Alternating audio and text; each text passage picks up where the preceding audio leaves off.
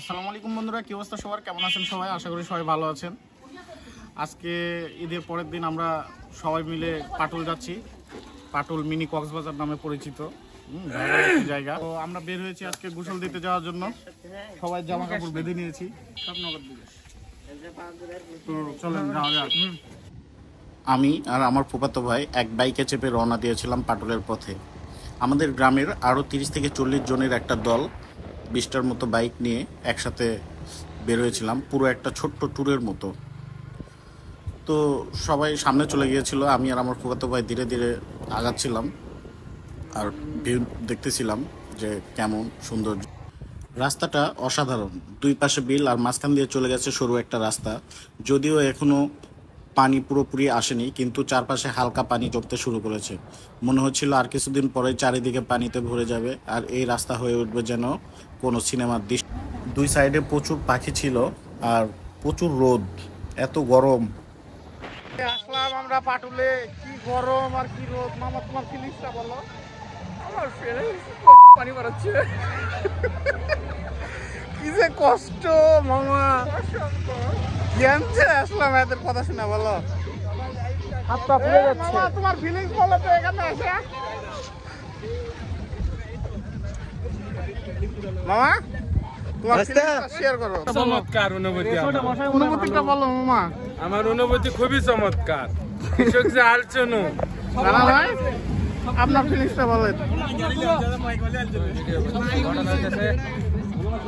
খুবই ভুল একটা সিদ্ধান্ত ছিল, ঠিক আছে। এই রোদের মধ্যে প্রয়োজন ছিল না, ঘরে থাকতাম, অনেক শান্তিতে থাকতাম। আমার তো মনে হয় ঘরের ছুঁয়া থেকে করা মেলা ভালো। চলে যাচ্ছে, কি গরম। সেদিন প্রচুর রোদ আর ভয়ঙ্কর গরম ছিল, একদম টিকা যাচ্ছিল না ওখানে। খালি পায়ে তো আমরা রোদ দিয়ে হাঁটতেই পারি নাই। আর টেনশন হচ্ছিল গাড়িতে আগুন ধরে যায় কিনা। এই জন্য আমরা গামছা ভিজিয়ে ভিজিয়ে সবার গাড়ি একইভাবে ঢেকে রাখছিলাম। তারপরেও দেখেন সবাই কত আনন্দ করতেছে, কারো মুখে বিরক্তির একটা ছাপ পর্যন্ত নেই। সবাই লাফালাফি করতেছে, ছেলে পেলে থেকে বুড়ো সবাই।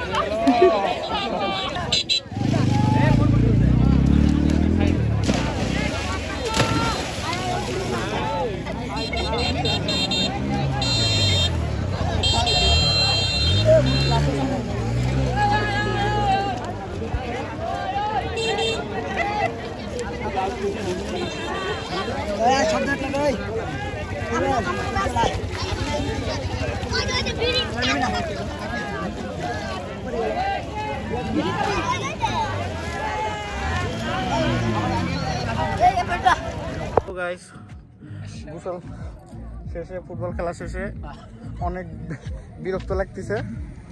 আমরা এখন খেললাম না। তুমি আপনারা আবার ভাবতে পারেন কিভাবে ফুটবল খেললাম, হাত দিয়ে পানির উপরে, নেইমারের মতো। তো এখন আমরা চলে যাব, চেঞ্জ করলাম, এসে ভেজে খাবো।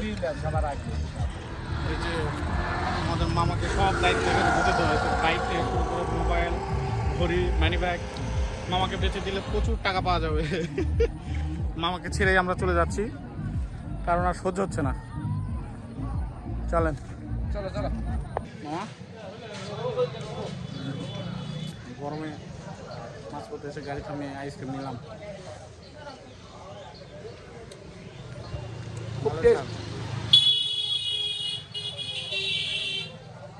আমরা যে ভুল করেছি, এই ভুল জীবনে আর কেউ করেন না। এই আবহাওয়ার ভিতরে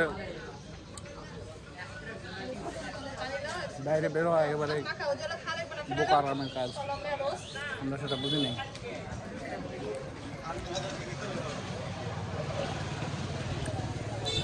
তো বন্ধুরা, আজকের মতো এখানে শেষ করছি। দেখা হবে পরের কোনো ভিডিওতে। ততদিন পর্যন্ত আপনারা ভালো থাকবেন এবং সুস্থ থাকবেন।